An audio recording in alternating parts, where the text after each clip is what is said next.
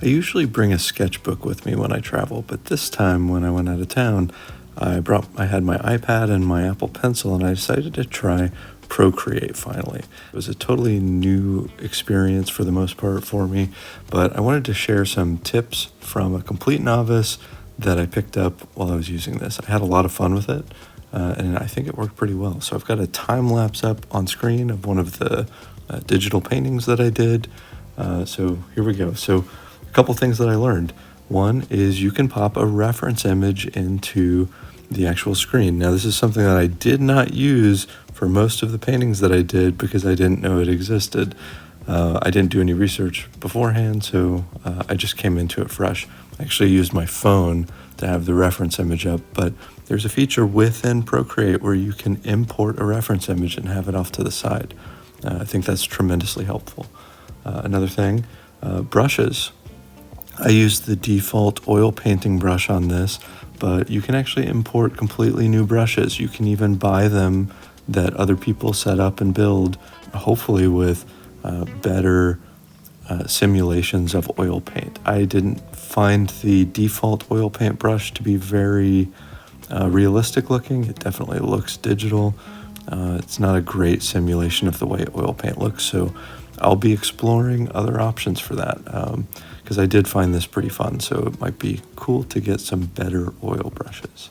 So that's an option. You can import them. Also, another very useful thing, this little thing in between the brush size indicator on the little panel, control panel, that square is a color selection tool. You can tap that, drag it anywhere into your painting, and quickly achieve the same color.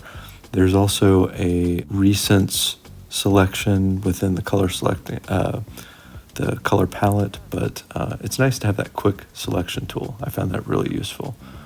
So another really basic thing that probably most people already know about, but was kind of new to me, I knew about the concept and existence of layers in digital paintings. I was aware of it, but didn't have much experience using it, so it took some adjustment for me. But here's the little layers menu next to your color palette, and you can build different layers. I think probably some artists get really complex with this and have lots of layers.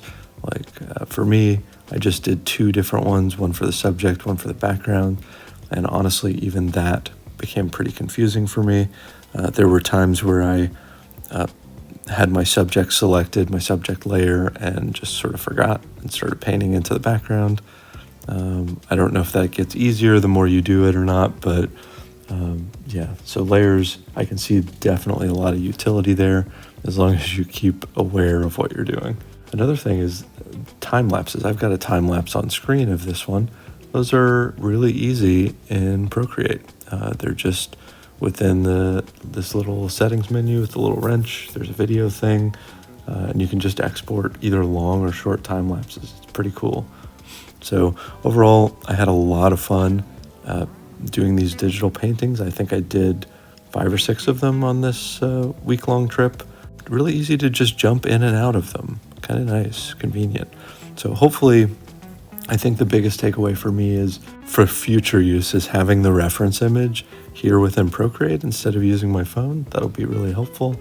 And also getting some new brushes. I'm really looking forward to that. I hope I can find some good ones. So if anyone has any recommendations for Procreate brushes, very interested in that. Did some Googling, but experienced digital artists, I'd love to hear about that. So thanks for watching this. Hope to see you for the next one.